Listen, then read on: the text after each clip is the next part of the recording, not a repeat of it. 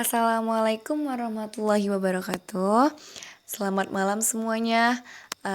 Semoga kabarnya baik-baik saja, sehat selalu, jaga kesehatan, stay at home guys. Oke, perkenalkan, nama saya Madinatul Ulfa. Saya dari Universitas Sriwijaya, Fakultas Teknik, jurusan Teknik Geologi. Saya dari angkatan 2019 guys, angkatan yang paling baru untuk saat ini. Dan NIM saya perlu banget ya, bodo amat lah. NIM saya 03071281924019. Nah, video ini saya akan menjelaskan tentang praktikum mineralogi. Praktikum mineralogi ini merupakan salah satu mata kuliah yang saya tempuh di semester genap ini. Dan pada praktikum ini saya dibimbing oleh asisten saya dari Geologi 2017, yaitu Kak Rizky Fitrianti guys. Video apa yang akan saya buat, tentunya maksudnya materi apa yang akan saya bahas pada video kali ini. Materi yang akan dibahas pada video kali ini yaitu tentang pengenalan mikroskop dan mineralogi optik. Pengenalan mikroskop dan mineralogi optik ini saling berkaitan. Nah, untuk lebih jelasnya, penjelasan tentang ini akan dibahas satu persatu. Pengenalan mikroskop. Nah, sebelumnya kita pasti udah tahu kan, tidak asing lagi dengan mikroskop. Apa itu mikroskop? Bagaimana bentuknya? Nah, akan next. Nah, ini nih gambar mikroskop guys. Mikroskop itu sebenarnya kita udah jumpai di bangku sekolah menengah, bukan di menengah pertama dan menengah atas.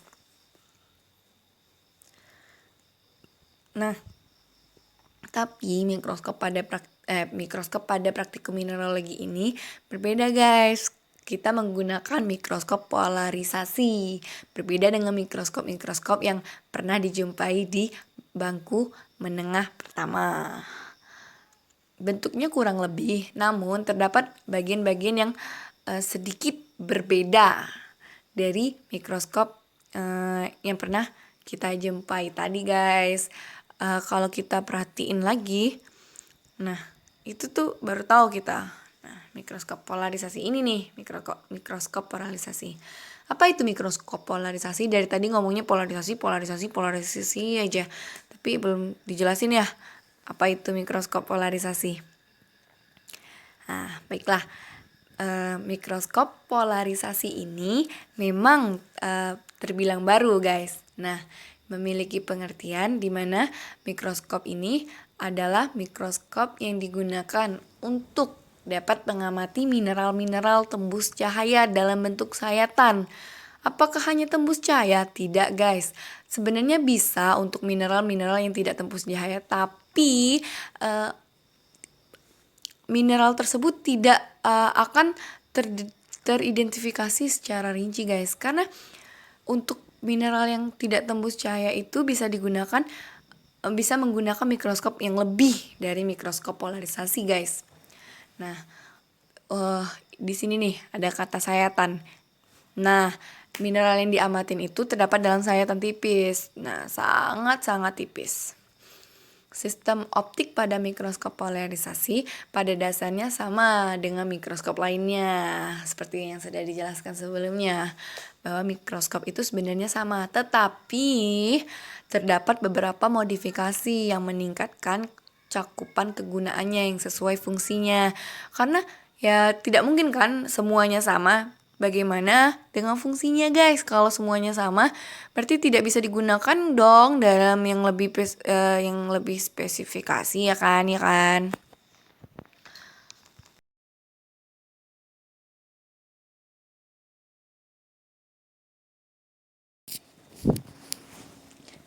Nah, kan lebih spesifikasi tuh.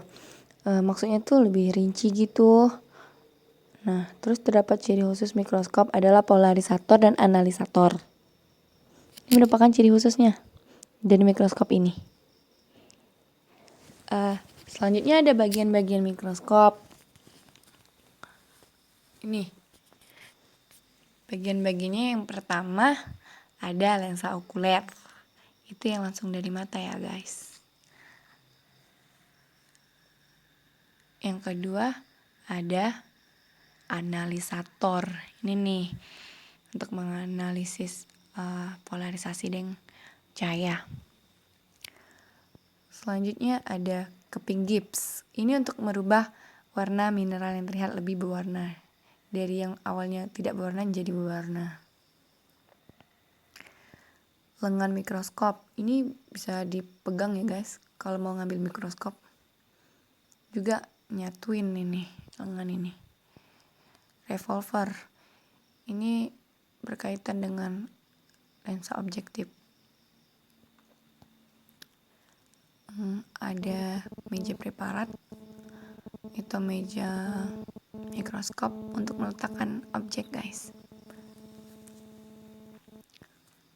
Selanjutnya lensa objektif. Nah ini nih yang langsung ngelihat objek yang akan diteliti tuh dengan perbesaran tertentu.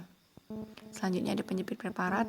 Ini yang langsung nempel di meja preparat karena dia langsung menjepit sampel yang akan diteliti. Selanjutnya pemutar meja. Itu untuk memfokuskan meja agar sampelnya lebih fokus sih. Ada pemutar halus dan diafragma. Pemutar halus itu untuk memutar meja juga. Diafragma itu untuk memfokuskan cahaya ke objek yang akan dilihat. Terus ada pemutar kasar, itu sama aja fungsinya. Terus kondensor itu untuk memusatkan cahaya dan diteruskan ke diafragma. Itu kondensor ini dari cahaya lampu tadi. Selanjutnya tombol on atau off itu untuk menghidup atau mematikan mikroskop. Dan bagian yang terakhir itu adalah kaki mikroskop, berguna untuk menahan mikroskop. Seluruh bagian mikroskop tuh ditahan dengan kaki mikroskop. Sangat tangguh. Selanjutnya mineralogi optik. Bingung ya? Apa aja yang akan dibahas pada mineralogi optik ini? Ya, kita akan bahas tentang paralel Nicoll dan membahas tentang cross Nicoll. Asing lagi kata-katanya, ya kan? Nah, ini akan dibahas satu persatu. Paralel dan cross Nicoll ini tuh saling berkaitan. Jadi sebenarnya paralel dan cross Nicoll ini merupakan posisi pengamatan. Nah, apa itu paralel Nicoll? Seperti yang sudah saya bilang sebelumnya tadi, merupakan suatu posisi pengamatan yang sejajar, yang tidak menggunakan analisator atau sejajar dengan arahnya. Apa saja yang diamati pada posisi paralel Nicoll ini guys? Nah, terdapat karakteristik tertentu yang dapat diamati pada posisi paralel Nicoll atau yang biasa disebut dengan Nicoll sejajar.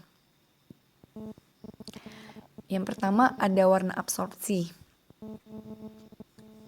Warna absorpsi merupakan serapan cahaya yang melintasi kristal yang sedang bergetar sejajar dengan arah getar polarisator yang dapat mengakibatkan terjadinya warna. Nah, dari cahaya jadi warna.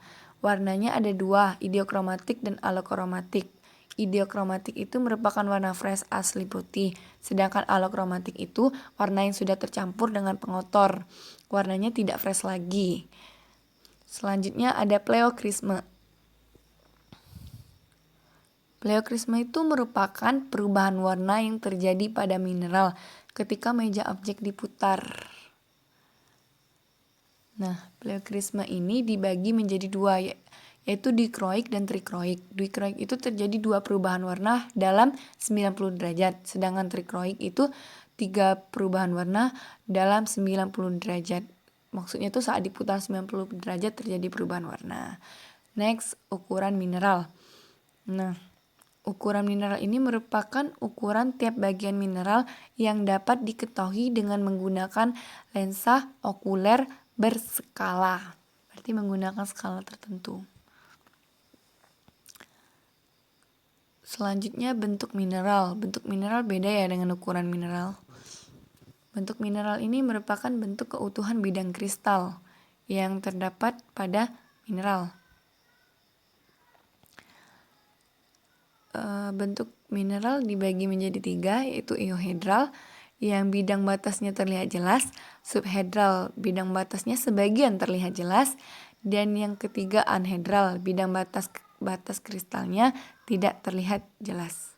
Ada belahan dan pecahan. Belahan. Belahan, apa itu belahan? Belahan merupakan kecenderungan mineral untuk membelah dan sesuai bidang belahan.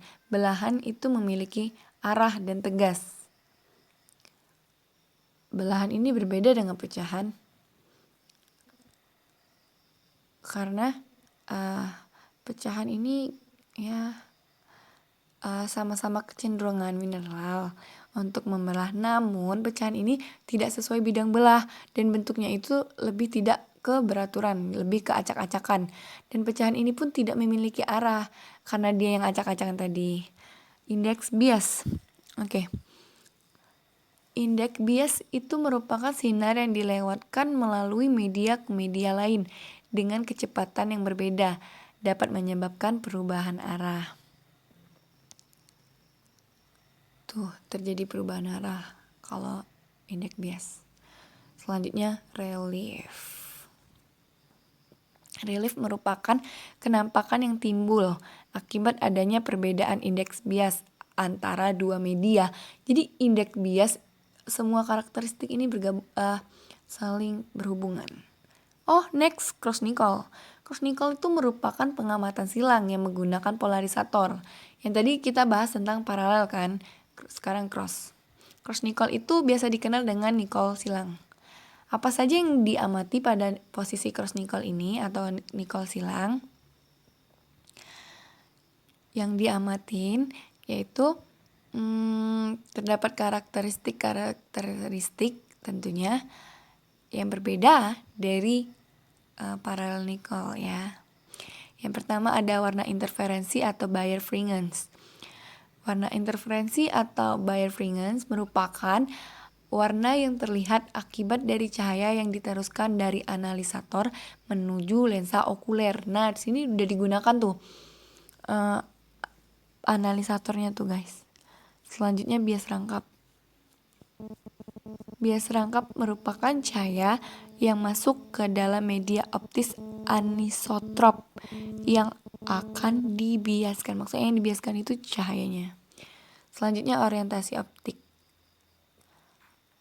Orientasi optik merupakan hubungan antara sumbu panjang kristalografi atau sumbu C, karena sumbu terpanjangnya adalah C pada mineral, dengan sumbu indikatriknya. Sumbu indikatrik ini merupakan sumbu hayal yang kita hayal sendiri.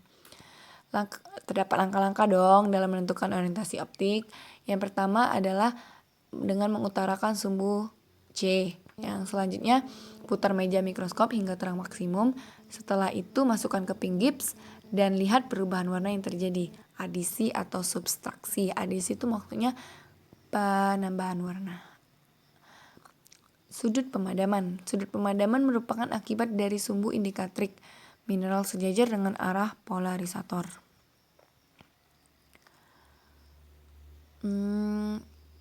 Harus gimana ya? Ya gitu, sudut pemadaman ini dibagi menjadi 3, yaitu yang pertama ada paralel, kedua miring, ketiga simetri. Itu tergantung sudutnya yang dihasilkan. Kalau paralel itu sejajar, sedangkan miring itu sudutnya kurang dari 45 derajat, dan simetri itu sudutnya 45 derajat. Ada kembaran. Nah, kembaran itu merupakan kenampakan adanya mineral yang hampir sama dengan mineral utama. Contoh kembaran ialah kembaran albit, kembaran Karlsbad, albit, dan kembaran Karlsbad. Ada 3 kembaran tuh yang umum biasanya dijumpai pada mineral-mineral yang teramati, tapi tidak semua mineral memiliki. Sekian video ini.